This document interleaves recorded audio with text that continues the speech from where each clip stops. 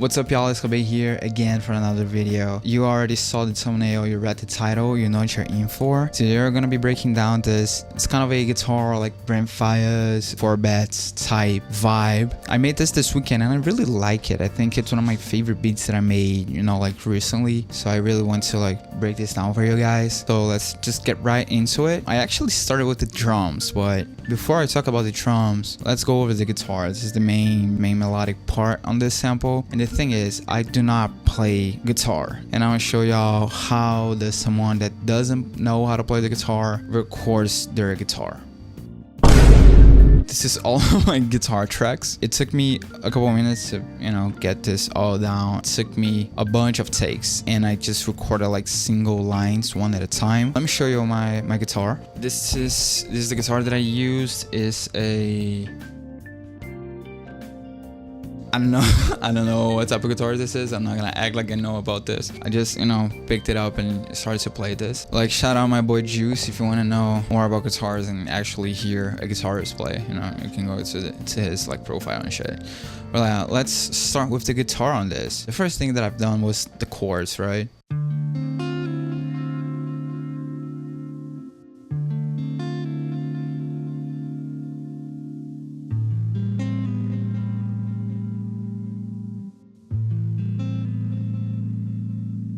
The thing is, I played this chord. I think this is like a minor chord, I think. And I knew where I wanted to go, but I didn't know how to play it. So what I did is that I just copied this over. It's the same thing. And I just brought this down 5 semitones. It's the same recording. I just played one chord and just copied over, brought it down 5 semitones. After I had those chords, I started to mess, you know, with a top line idea. So what I'm doing with this is I record a track. In this example, I just copied over the chord, brought it down 5, and then I just open another track, let it like loop recording, and I'm like playing, trying to find some cool notes and some cool like melodies and runs. And if something sounds good, I stop recording, cut that shit, new track, do that shit over and over. And I did this 1 2 3 4 5 6 7 8 times. So this is how I'm recording it, right? One little melody, one little run at a time until I can get all of this, you know, figured out. And when you put all of this together and just a little bit of mixing, and we're gonna talk about the mixing, it sounds okay, in my opinion. Like, it sounds like someone that actually knows how to play guitar. You need to use these technologies to your advantage. If you can nowadays record 9 tracks of guitar to make it sound good, do that shit. Record 9 tracks of guitar to make it sound good. The top line. Let's see.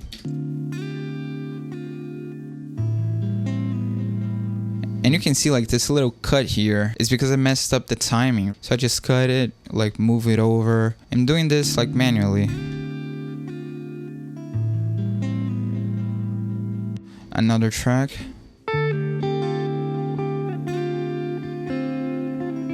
And then it starts to harmonize, you know, one like run on top of another.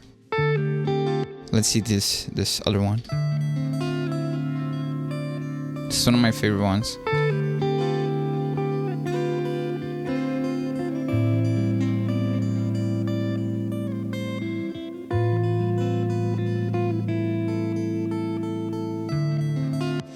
Another top line.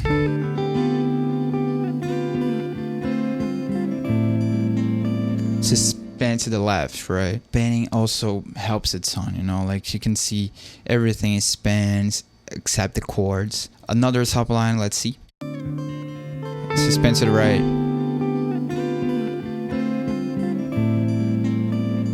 Another one right here.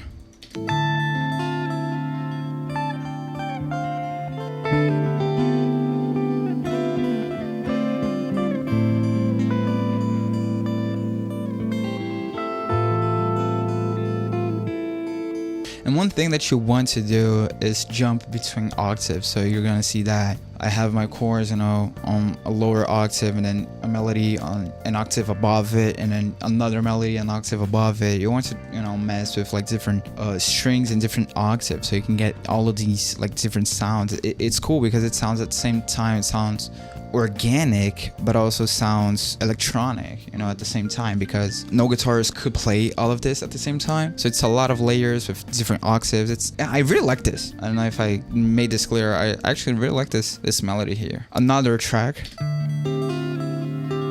This is what would be the main melody, like repeating notes.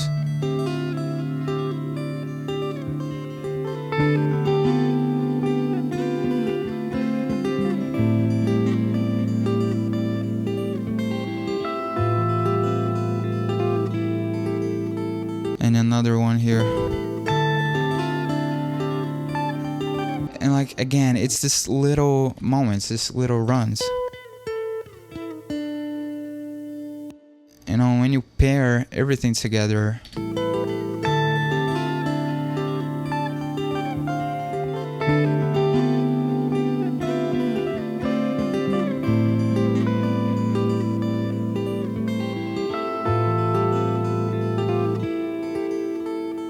really nice, right? So this is our guitar part. I kind of went over it like really quickly because we have a lot of tracks, but this took me a minute, you know, to do it, because I was recording each one of these tracks and until I found like a good little melody run. And whenever I find a melody run, I actually need to like play it correctly, you know. And I also added a bunch of stuff. Like in this instance, there's not a lot of cuts and edits. Like the actual runs, they're almost untouched.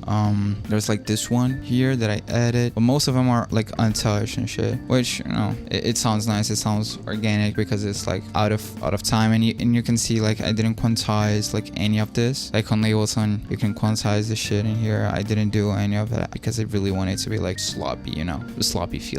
So we have this guitar part. Let me touch on the mixing. Let me talk about the mixing. When I was recording these guitars, the only thing that I had was a amp and a tuner. This amp is the stock Ableton amp. It's my favorite amp plugin like ever, and I think this is the default preset. I didn't even mess with any of these. It's just the way that it comes.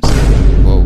The default preset, and it sounds so good, bro. It sounds indie and organic and in your face. I don't know, I really like it, bro. Like, cannot get a similar tone with another amp plugin. So shout out to the Ableton stock and tuner, because I need to like know what notes I'm playing. So this is the only thing that I had when I was recording these guitars. After I had all the tracks, I started to group them with different colors just to organize it. Like the chords, I mixed the groups because it's only one chord playing at the same time. Whenever one chord ends, the other one starts. So I just did it in the group track. EQ, cut in the lows, a little bit of the highs. There was a lot of noise. I think my cable is like fucked up, so there's like a lot of noise on it, and I had to like cut it down. Pro Q3 with just a single like low mid cut here. Mixbox, which I bought this plugin recently. I've been using it a ton, and I just used the British EQ on it, another EQ, and the Y2A, which is a LA2A compressor. This and then like this. So we're gonna go like plugin through plugin, right?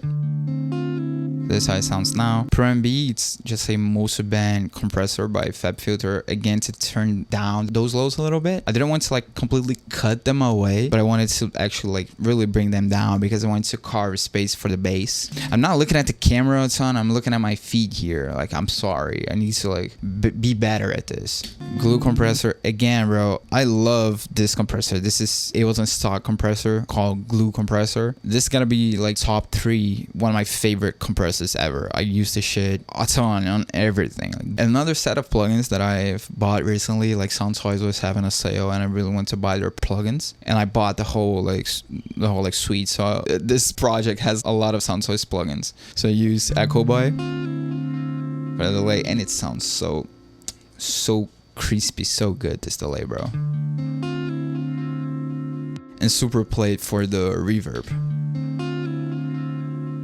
The mix is only 15%, but it's smooth, you know? And whenever I did this effects chain here, what I did is that I just like copied over everything and started to paste on these tracks. You're gonna see it's mostly the same plugins, but I started to like mess around individually into these, like inside of them, right? I don't know if I changed everything on the Echo Boy or the Super Plate on this one. Yeah, you can see like I added more reverb on this track, you know? It's using the same plugins, but I'm altering the actual like values inside of them. The way it speeds my workflow, because I don't need to like do every single plugin every single time. I already have like what would be my base, and also they feel in the same space because it's the same plugins, and you know the processing is almost the same. The only downside to that is I'm copying over these plugins over and over again, so it's gonna take a bigger hit on my CPU, but it's whatever.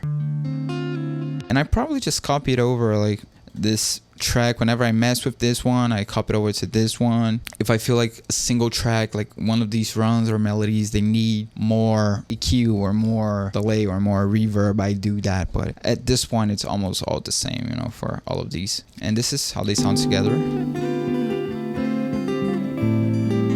Okay, so after we had this this guitar part laid out, I grabbed my bass and I played this simple, really simple bass line.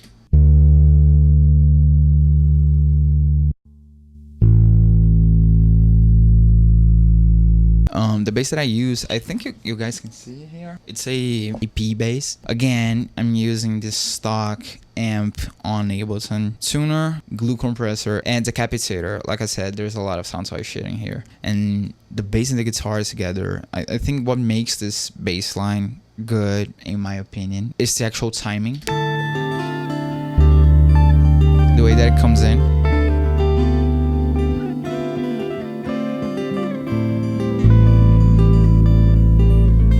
And I actually like really didn't like think about this.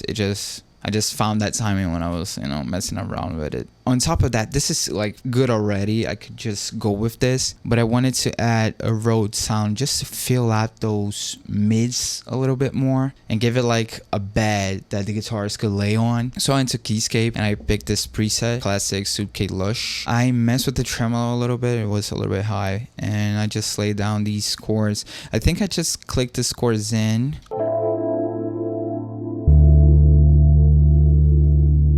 And same thing, I just brought this down 5 semitones. It doesn't look like it because I just put notes 1 octave up or 1 octave down, so they are close to each other. But it's just the same chords, you know, 1 octave, like 5 notes down, like as you can see on the bass notes.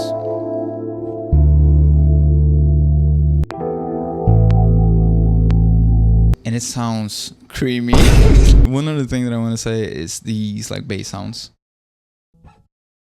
Fret noises, is that what they're called? These are really good. I really like these. It gives life, you know, to the instrument. Whenever you're using like VST instruments that's expensive, like bigger libraries, they usually have some notes that are just like noises like these, like the Rickenbacker bass, which everyone uses, like gotta be the most popular VST bass. If you go on the upper notes, there's these fret noises, and I always add some fret noises. I don't know if people caught that on 2 videos ago or on the last video. I use fret noises on that bass. It just adds life to it, you know. Just put these noises on your bass line. It's good. What I did here is that I just copied over the Keyscape, which just like messing around, like fiddling, trying to find like melodies to go on top of those chords.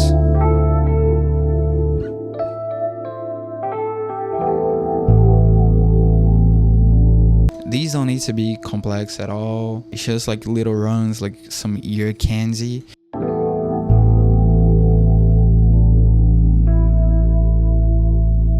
I think I do something different here.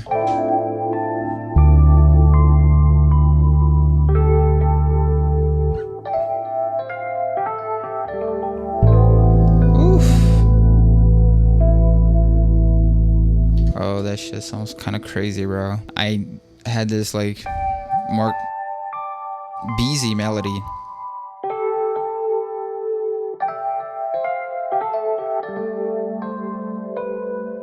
And just to go on top, like with the rhythm, what I did is I just grabbed this chord here, wanted to transform strum, and I just strum these notes, you know, over. So we have this like cascading effect. You know? and it just goes with the melody, you know, pretty nicely. I went into like contact, what is this? Vesper Tone by Teletone Audio. Edit this little thing.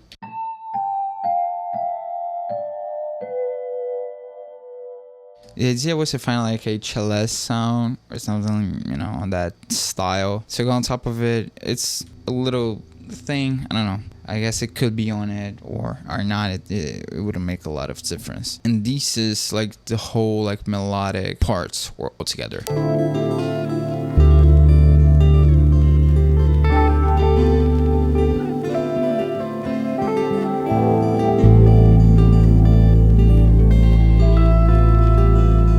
Nice. Now the drums. I loaded up a drum rack. This is the drum loop by itself.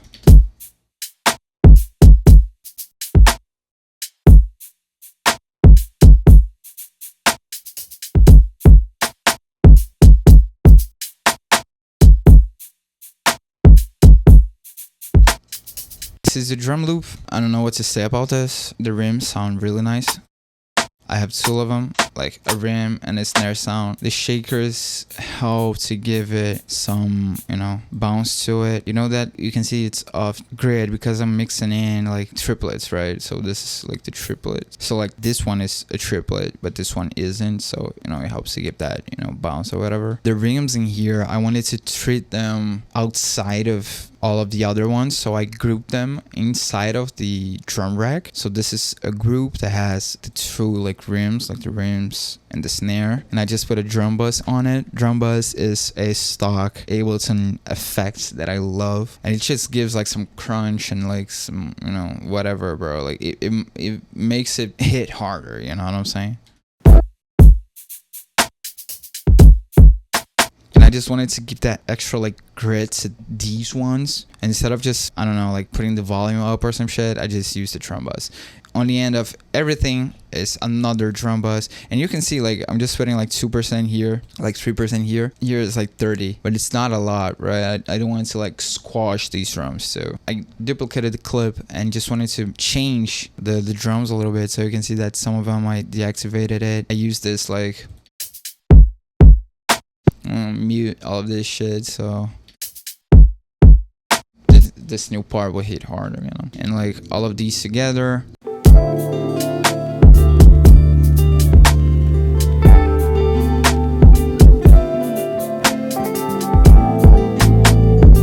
I would usually put a compressor on here just to sidechain the kick to the bass, but on this one the kick and the bass were hitting like so well together. This kick sound, bro, like I'm gonna keep using this shit. Outside of this, I had this crash and ride like combo here just to put a little flair into the second section.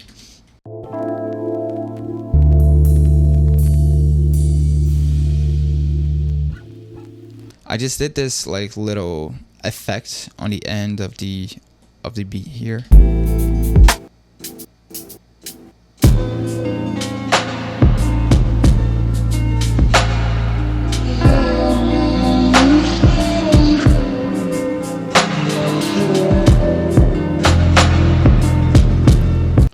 This shit sounds so good, man. And you're probably asking yourself like, how did I make this like stuttering effects, bro? This is some sauce that I'm not gonna talk about like ever. I'm just joking. This is literally my just Mac not keeping up with the projects. Like if you look up in here with the CPU usage,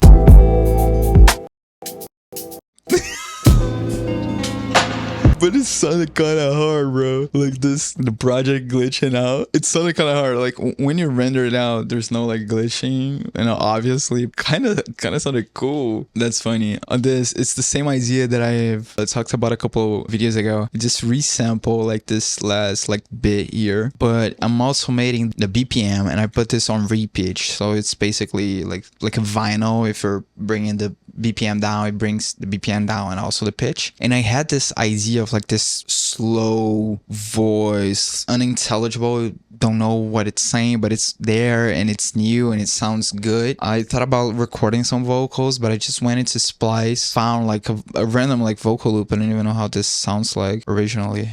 I'm always checking my phone. Here I be being alone. What I did is that I reversed it and I chopped it up. So I found these little like cool chops.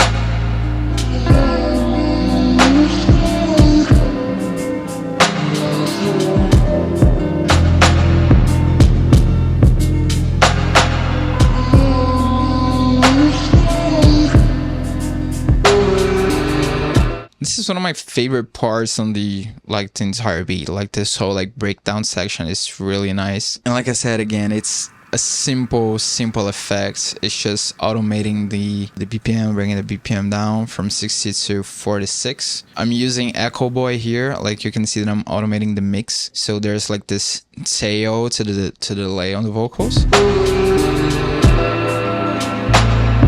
So it just keeps going like.